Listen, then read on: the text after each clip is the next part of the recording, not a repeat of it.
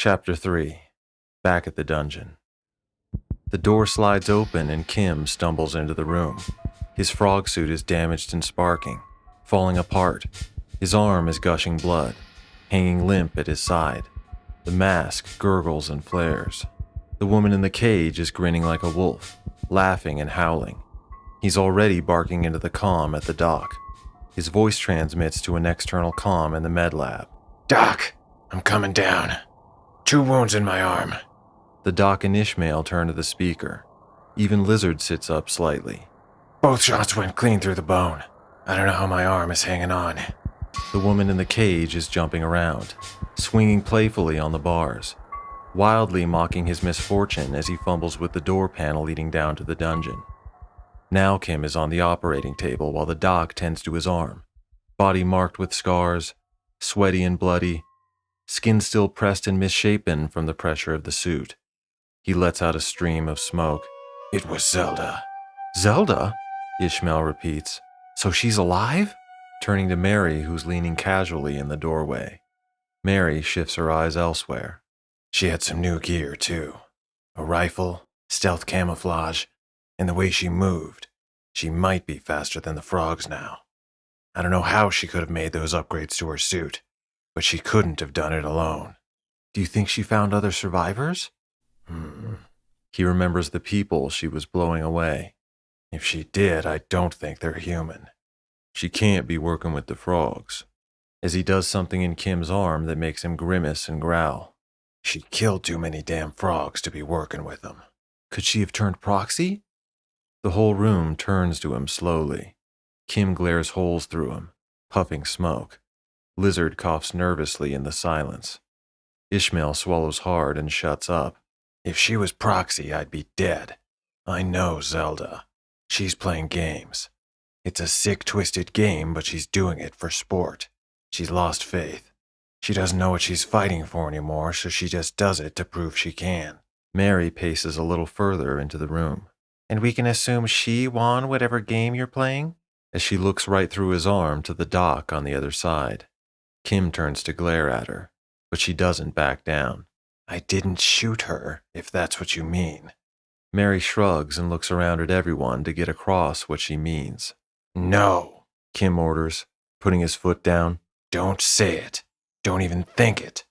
"Okay, I won't say it or think it. But on a completely unrelated topic, you probably left a big gushing trail of blood all the way to the dungeon. So this might be a game or whatever to you, but it's putting the rest of us in serious danger." Kim growls angrily. He doesn't want to be having this conversation about Zelda, but if she keeps this up, he can't ignore it forever. He just has to hope she comes around before she does something these people won't forgive. But for now, Kim just blows it off. "Go get yourself a gun if you're so worried." "Get a gun? Is that really your solution?" Mary says, more worried than ever. "We'll hear that woman in the cage go nuts if the frogs show up." "You mean we'll hear the frogs killing her? Or did you give her a gun and a frog suit too?" "Would you two please stop? Kim, I'm working on this arm, man." Before he goes on arguing, "You need to lie down, or at least sit still. You're making it worse." "But you can fix it." The doc sighs. "I'm doing my best, but this is nothing I've ever seen before. I'm gonna have to replace the bone with, well, I don't know what. I suppose the same alloy we made these tools out of, but..." "But you can do it," he insists. "Yeah, I'm gonna do it, but god damn it, man. Now we gotta worry about Zelda out there too? What about the other squad? They're still in the field. If she did this to you..." "She didn't fucking kill me," he barks at them, and his voice resounds throughout the room in the silence that follows. "So don't anyone tell me what to do, unless you're prepared to suit up and do it yourself." No one has anything to say to this. Mary has her opinions, but crosses her arms and just looks the other way. "Pull Bravo team from the field until we can work up our own stealth camo. Mary." Mary takes a second to respond. "Bravo's out of range, but they should be back by 1800. "Fine," Kim says, waiting for the rest. "And I've already been working on an adaptable camo program to interface with the suits. I can use your suit to start testing it, work out the kinks." She sighs at the pile of junk on the floor. After I fix it up, I guess. You guess? Mary clears her throat, but doesn't come back with any sass. I'll have your suit good as new, don't worry.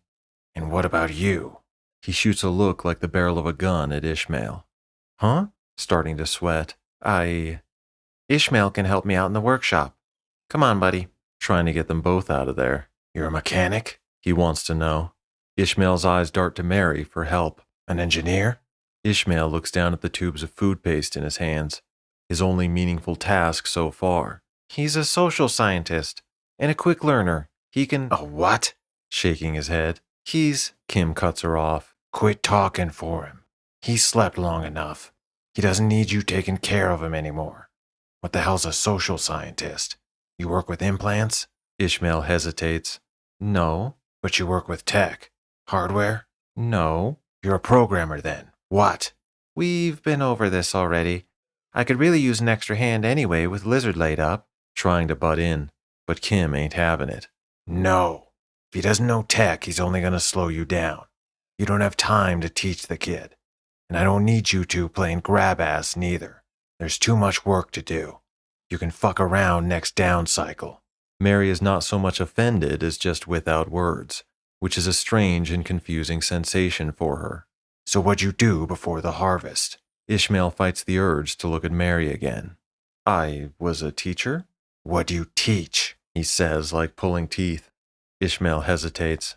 Special needs children? Like he doesn't want to be sure. Kim sits up straight, too confused to maintain his anger. After a few seconds of racking his brain, he just concedes. Well, you can help Mary around the workshop then. I'm sure he'll find his true calling soon enough. Trying to be helpful. But until Lizard gets better, I could use the extra muscle. She winks at Lizard and he manages a grin. No grab ass, he reminds them. Mary rolls her eyes. You heard me. Mary resists the urge to argue and just says, Why don't you grab the suit, Ishmael? We'll take it to the shop and get started. Ishmael looks at his hands full of food paste like he doesn't know what to do. Gimme that, Mary says under her breath, snatching the tubes from him. Ishmael hustles over to the suit and tries to lift it, but it's heavier than it looks, and he's weaker than he remembers. He has to squat down into a stance to hoist it up. Be careful. Mary has enough repairs. I sure do. Turning the sass back on as Ishmael staggers forward, carrying the pile of wreckage that used to be a suit. Come on, rookie. Put your back into it. Slapping his butt on the way out the door. Kim just shakes his head at them. Good as new, she reminds him as she goes. Back in the med lab after the operation. Everyone except Mary. Ishmael is actually doing some cleaning, mostly so he has an excuse to keep hanging around. Kim is lying on the operating table smoking, never stopped, never went under during the whole procedure, just dulled the pain with meds. The doc is checking his arm. Your body seems to be accepting the bone implants well enough. It don't know the difference at this point. Puffing smoke. Bone's a titanium shaft. The doc rolls his eyes.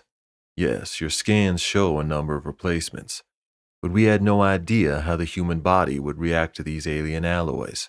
Thanks for telling me now. Sitting up, rolling his shoulder around to test it. We had no other choice. Besides, I did tell you. Maybe you're smoking too much. What's too much of a good thing? Still smoking. I know this alien medicine is highly refined. Coughing at all the smoke, removing his glasses to wipe away the fog. Boost the overall physical and mental well-being of human recipients by 81%. Mary read it in the frog data. Perhaps, but no one seems to be testing that theory quite as diligently as you. During wartime in the 1900s, you know what they used to do? Pass the bottle. Well, whatever you do, please don't start in on that. And I suppose a medicinal herb is better than the tobacco you asked me to synthesize before. At any rate, it'll be at least 4 to 5 Earth days before you'll be able to head out with that arm. That long? The alien medicine in topical form is causing your muscle and tissue to grow back at a highly accelerated rate, but you won't have full function again for 4 to 5 Earth days, he stresses. It's a little stiff, but I can move just fine. Testing it out for the doc to see. You say that now, with enough meds in you to lie awake during surgery, but it's not the same as being out in the field. You need rest if you want to heal. What about the frog suit? That ought to triple my physical capacities at least. The doc shakes his head. That'll just cause unnecessary stress during the healing process, and you might injure yourself further. So I'll take some extra meds into the field, as long as it doesn't fall off, or as long as I pick it up and bring it back here if it does. The doc groans. What do I have to do to get you to rest up for a while? When's the last time you slept anyway? I've slept. You didn't even sleep during the procedure. You stay up smoking that medicine for cycles. Yeah, because there's a lot of people dying every cycle, every second. And the more people die, the smaller our chance of survival is. The doc sighs, while everyone else is just trying to find some small comfort to get them through to the next day. Kim is trying to win a war. And how do you argue with him? He might be a domineering asshole, but at the same time, he's the most selfless person here. His entire existence is a never-ending series of risks to save other people's lives. He expects a lot out of the rest of them, too much, but he demands even more of himself. No one is more determined to see them survive. It's a strange form of optimism that's not so much infectious as it is mandatory. I understand that, Kim, and I'm not here to argue with you. But think about the rest of us, the ones who are here now. We're all working hard, and most of us aren't soldiers. Certainly not with the experience you have. We've all been following your lead so far, and we don't intend to stop. But when you push yourself this hard, it puts a lot of pressure on the rest of us. Kim exhales heavily, but doesn't get mad, just thinks about it. Mary and me took shifts the past 3 days, keeping an eye on Ishmael while he slept off the survivor lag. And of course Mary was working the whole time too. Now she's in there repairing your suit, trying to build some kind of camouflage. And you're ready to go before she's even finished, before you've even healed properly. Kim grumbles to himself.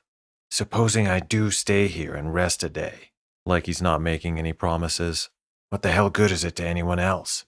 Half the time, everyone's just holding their breath till I leave. Turning to Ishmael, who avoids eye contact as if to prove his point. Well, maybe that wouldn't be the case if you'd just talk to him.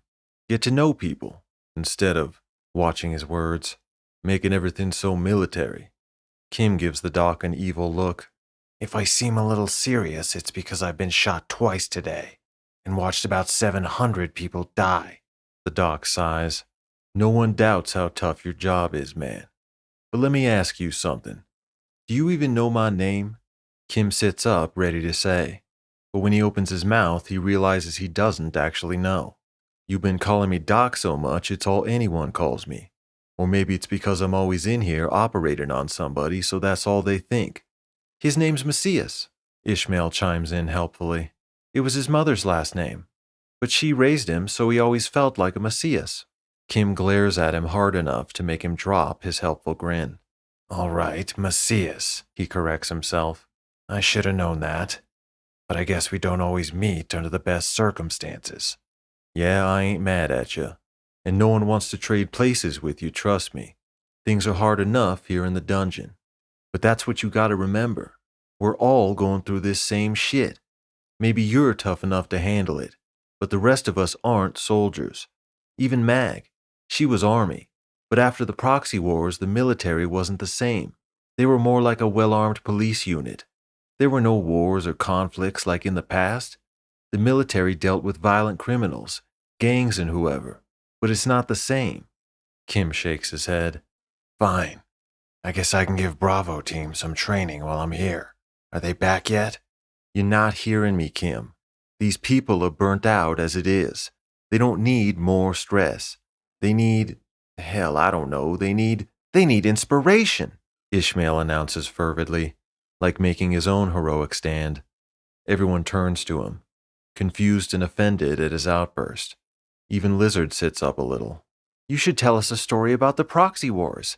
I'm sure there were plenty of times when you were down worse than now, but you and your old crew overcame all odds and pulled it off.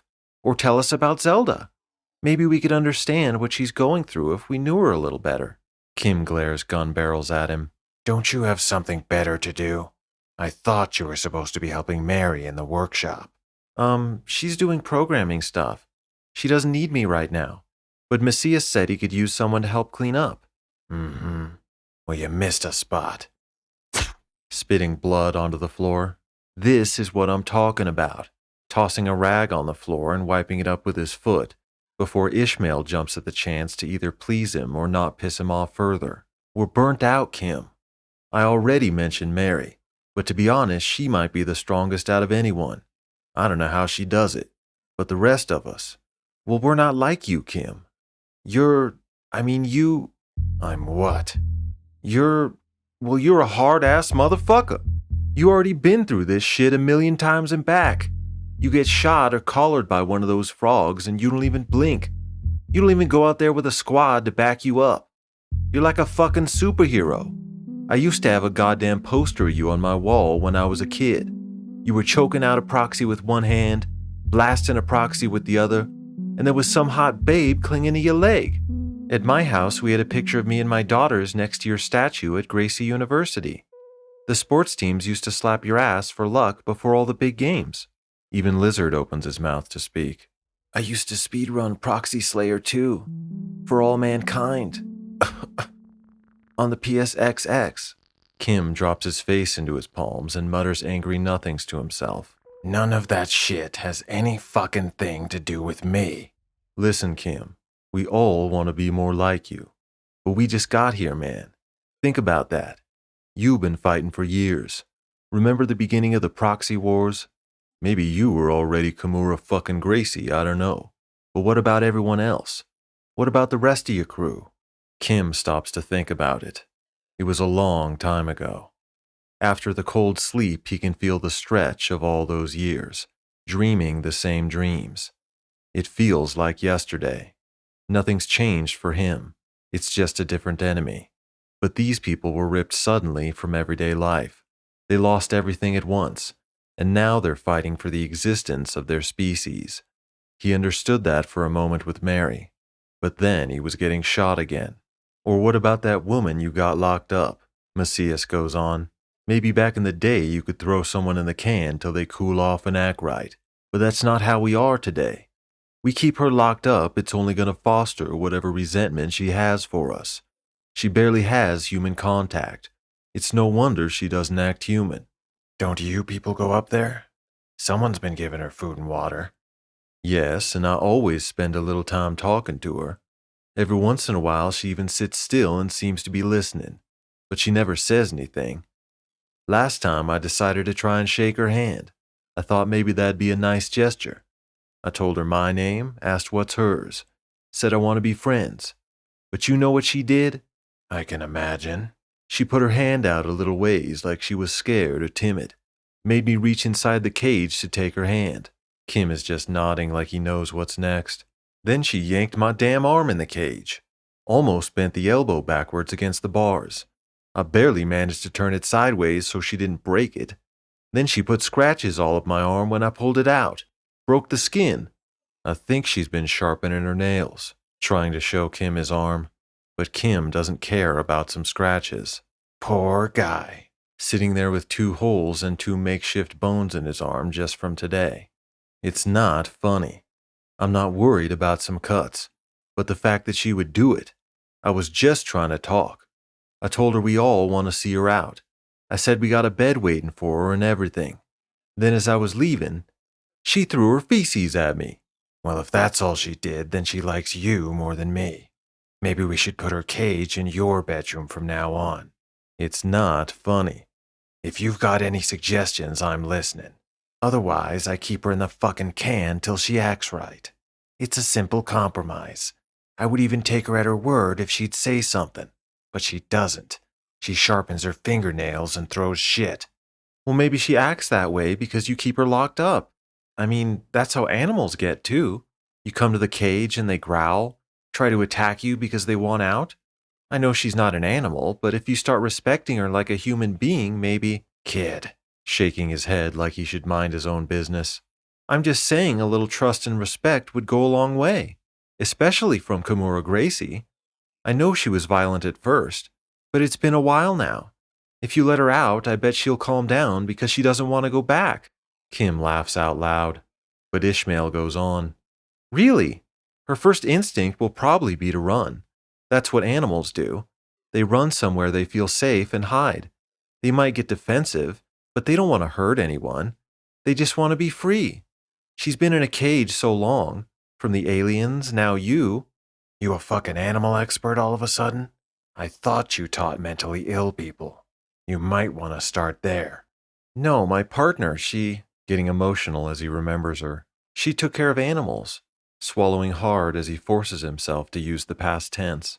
She worked at this refuge where they'd help wounded animals and release them back to nature.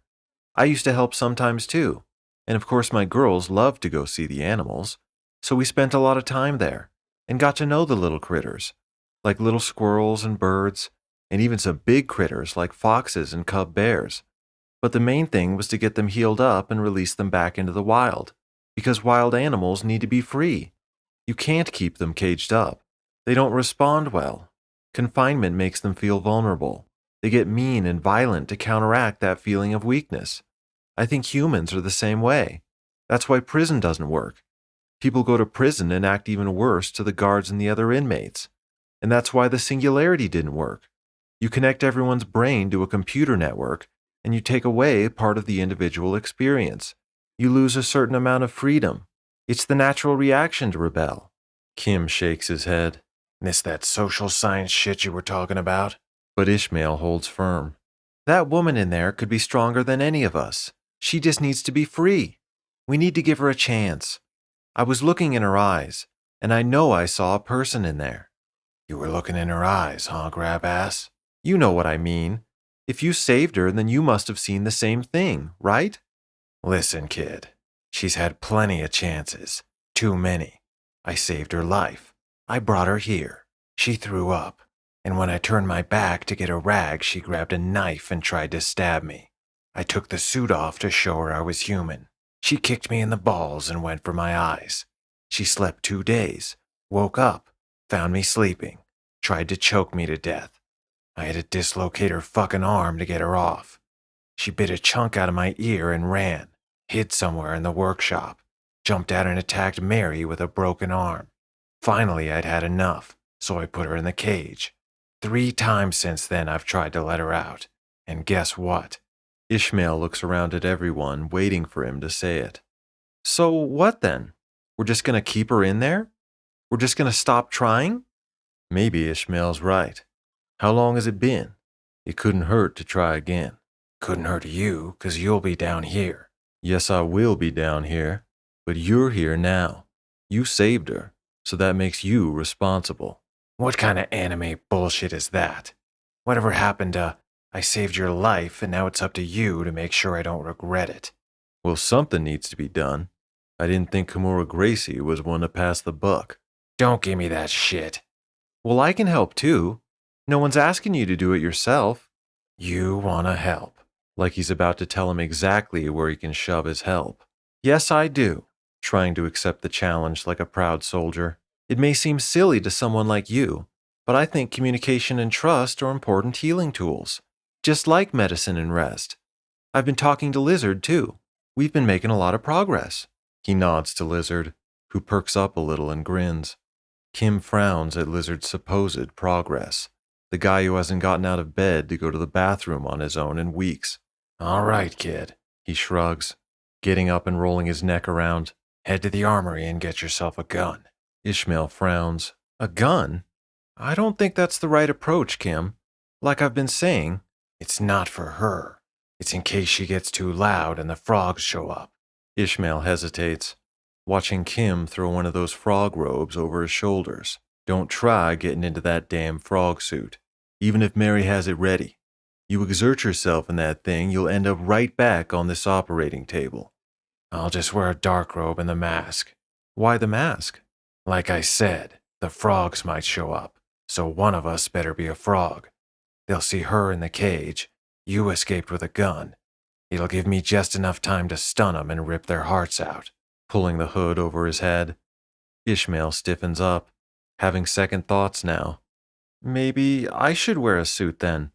I mean, you can't 'cause your arm, but... One frog to a room. They don't visit or sit around chatting. They're all the same brain on a network, and they don't fuck, they're asexual. Here. Shoving some folded up cloth at him. Is this... A dark robe? Unfolding it to see. It's a fresh towel. You heard the doc. She's messy. The woman is doing pull-ups on the cage bars when they walk in. She drops down and starts growling when she sees Ishmael, and picks up the volume considerably when she sees the frog in the dark robe behind him. Hey, it's all right. We brought some food, see? Ishmael says, holding up tubes of paste and a bottle of water. She starts spitting and snarling, throwing empty tubes and bottles at him. Ishmael tries to block the projectiles with his arms, but takes a bottle to the head. Kim seals the hatch to the dungeon, leans against the wall and pulls his gun, starts spinning it on his finger. The woman gets even angrier, eyes burning at him, reaching for him through the bars with such effort she's actually hurting herself. It's okay, we're just here to talk, feeling the palpable tension strung between the two of them. Hey, put that away, he tells Kim about the gun. The woman focuses her anger on Ishmael now. Ishmael notices her looking at the gun on his hip. No, this is just for the frogs, taking the gun and setting it aside. See? He turns back to Kim. Kim, put that away. Kim keeps his gun at the ready, switching the power level up and down. The colors heat up then cool. The barrel widens then thins. The woman is straining to reach for the gun on the bed, groaning and drooling at the effort, neck twisted as she inches her arm further and further. Here, we brought you some food. You want red or green? Trying to give her the food instead, but she swats it out of his hands. Keeps trying for the gun even though it's more than a meter away from her full extended reach. My name's Ishmael. You remember me? She spits at him, spraying it all over his face. He keeps his cool, just wipes himself with the rag. That's okay. I understand you're angry. She screams at him, eyes wide and wild like he can't possibly understand. But Ishmael is still undeterred. I'd be mad too if they locked me up, especially after the aliens did the same. The last place I'd want to be is another cage. But you were trying to hurt people, and you're really strong. Even Kim was impressed at how strong you are. That's why he brought you here in the first place. He saw strength in you. I think that's a real honor. You know who Kim is, right? The woman bellows with rage like she knows exactly who he is, reaches for a dried-up hunk of shit and hurls it across the room at him. Kim quickly switches the gun to low power and blasts it out of the air. This only pisses her off more, and when Ishmael turns back around, she splashes a big handful of soft, wet shit on his chest.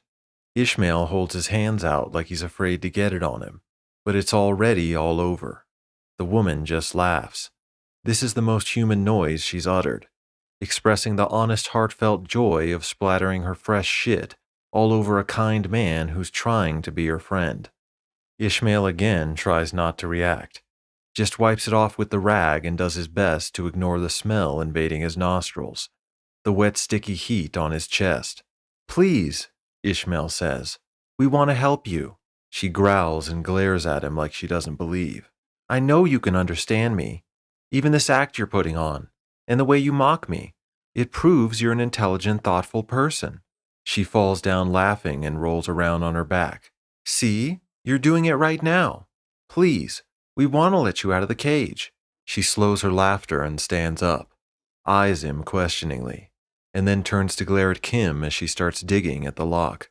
Yes, we want to let you out, but you have to talk to us. We have to be sure you're not going to hurt anyone. When I first got here, I made some mistakes too. I felt so confused and out of place. I touched one of the women when I shouldn't have.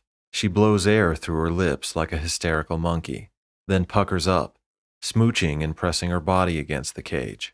The others put me in my place real quick, but I didn't get mad, because I understand things are really tense here. It's important that we all feel safe around each other. We can't be looking over our shoulder worrying about one of our own when there's so much to worry about in the first place. That's the whole reason for the cage, and we want to let you out. That's why we're here. But you need to talk to us so we can understand. We can't help you if you don't tell us what's wrong. She growls again and lunges at him. Like whatever the problem is, it can only be reconciled one way. Ishmael falls back to avoid being grabbed, but she's not going for him. She's using all her strength and energy to claw and grasp at the air between her and Kim, like she might grip the fabric of space matter and pull the whole universe closer to get at him. Like she doesn't care if it kills her. She'll dislocate her arm. She'll bide her time in a cage. She'll do whatever it takes. Kim just stands there adjusting the power of the gun, spinning it on his finger. He gurgles something in frog speak. His eyes fade in and out of warm, hazy shades. She rattles the cage with all four limbs. He spins the gun one way, then the other, then holsters it. She barks and growls like he doesn't have the guts. He extends his hand again, but without the gun. Just aims his fingers, then spreads his palm open in a welcome gesture and sings, Do, re, mi.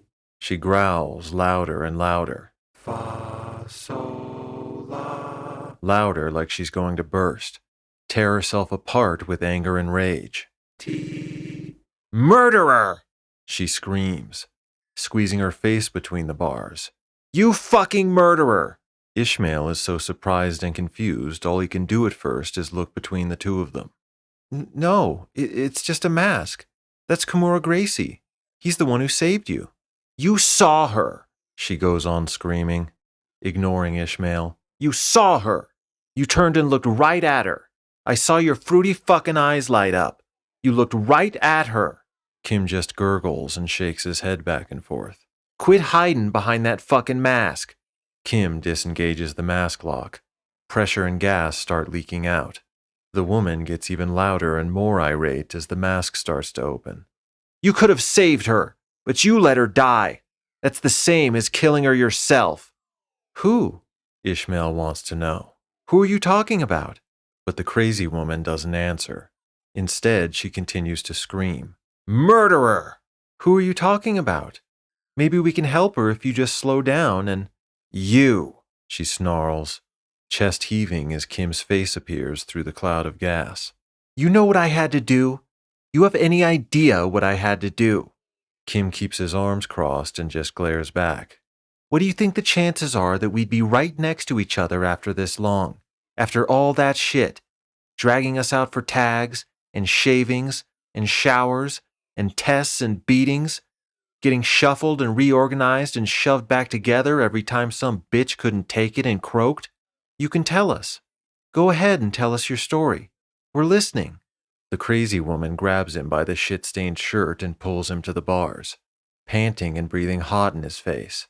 Whenever I got separated from her, staring into Ishmael's nervous eyes, I'd do something stupid, something to deserve a beating, just hoping that when they were done with me, I'd get shuffled up somewhere close to her again. Ishmael swallows hard. Didn't always work, she says with an expression so serious it borders on psychotic. But it was the only way for sure to get moved around. So you know what happened when it didn't work? She says with wide, screaming eyes.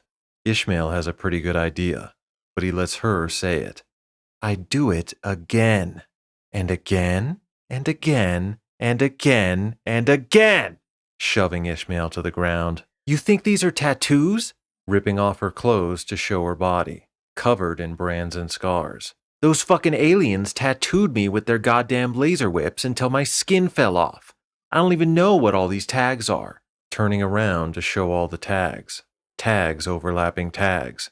Bruises and scars and more tags. I think they tore 'em off of corpses and stuck 'em to me after they shredded me to the fucking bone. You know why I think that? Because it's the one place they don't whip you, is your tag, showing them the tag across her neck and shoulders, unmarked and plainly visible. Ishmael doesn't know what to say. At this point, he's breathing just as heavy as her. That's, he stammers, clears his throat. Yeah, she agrees at his speechlessness. And you really managed to stay right next to your friend? All this way? My little sister, she corrects him, naked and glaring across the room at Kimura Gracie. Ishmael again doesn't know what to say. He just turns around slowly to look at Kim. Kim? He asks, feeling as though the silence in the room deserves some sort of explanation. But Kim just says, You know how it goes, without blinking. I told you, asshole, She starts in on Kim again. I told you plain as fuck. Help my sister. She's just a kid. I fucking told you. Pointing at him like stabbing him in the chest. Yeah, and I told you. All you did was sing that song and walk away. Starting to get emotional. I tried to break the fucking bars. I tried to block the lasers. I tried to drag the fucking cage out of there. And you made me leave her. After everything. I promised her I'd be back. I promised her. And you. Starting to tear up. She lowers her head and starts crying, howling like an animal, pounding and kicking at the bars, not trying to get out or get at him, just letting out the frustration and the pain. You is all she can say as she collapses to the ground. Kim just stands there. The woman is hunched over, crying and clawing at herself. Ishmael puts his hands on the bars and looks down at her. I'm sorry, is all he can say. She doesn't respond.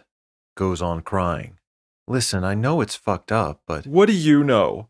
Well, of course everyone's struggles are different, but we all lost someone. A little more sternly.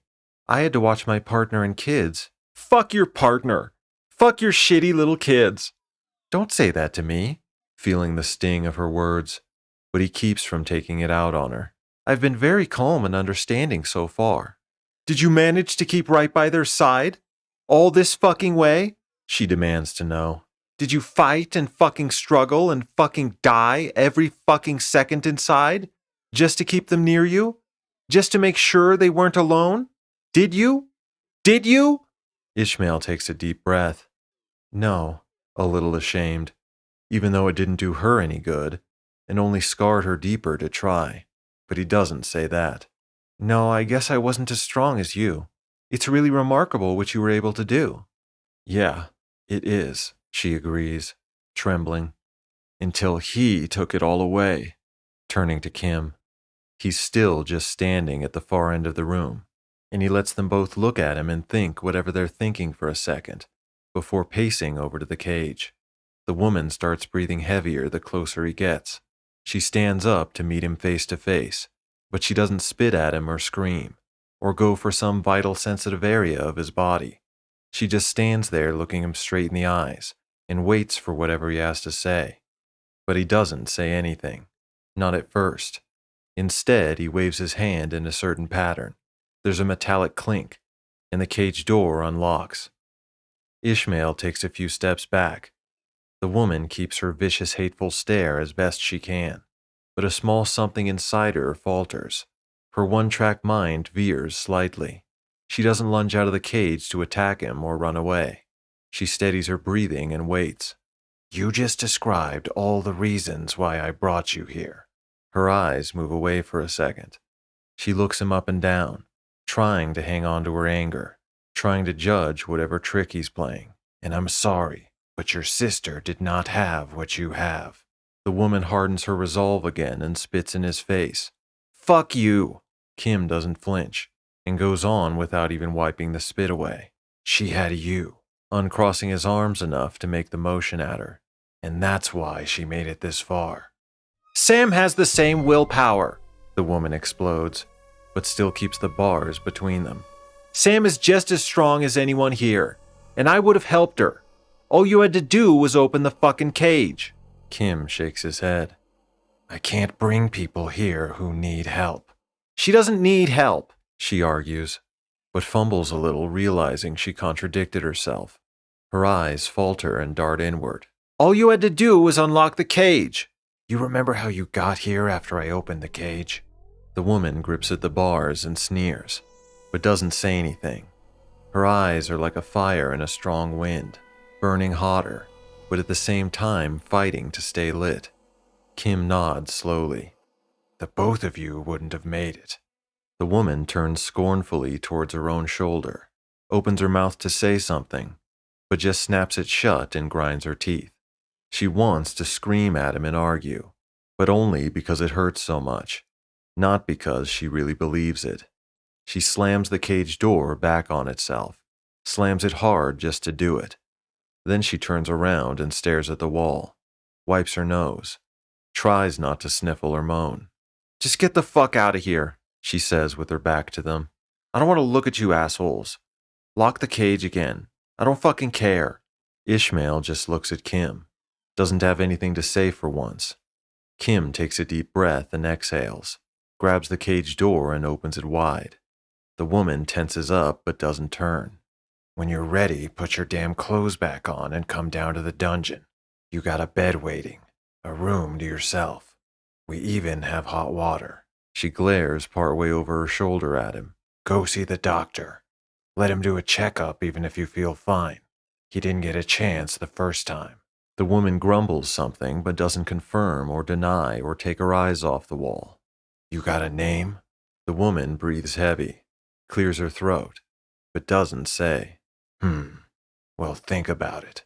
Because from this point on, you decide who and what you are. The past doesn't control you. No one's asking you to forget. But feeling sorry doesn't bring back the dead. We've all lost our sisters and our brothers, but there's no going back for them now. You gotta move on. That's the best thing you can do for the ones you've lost, is keep living. Make sure they didn't die for nothing. Because maybe you wouldn't be here without your sister either. You might have given up. Or maybe you wouldn't have stayed hard that one day you were feeling sick. And that's it. You got too weak and died in your sleep. But that's not what happened. Your loyalty to your sister kept you strong, kept you alive. Don't dishonor that loyalty. A lot of people died out there. More than half our species is gone already. You survived. Don't make it for nothing. Making his point and then turning around to leave. She stands stiff and frowns, pretends not to hear his stupid little speech. Ishmael is still standing there when Kim gets the hatch open. Before he leaves, Ishmael says, "It was nice to meet you. I'll see you soon," then turns around to go. Don't forget your gun. Kim hollers back at him. Ishmael turns to the gun on the bed. "Oh," he grins awkwardly, glances at the woman who might have used it to kill them, then snatches it up and hurries after Kim.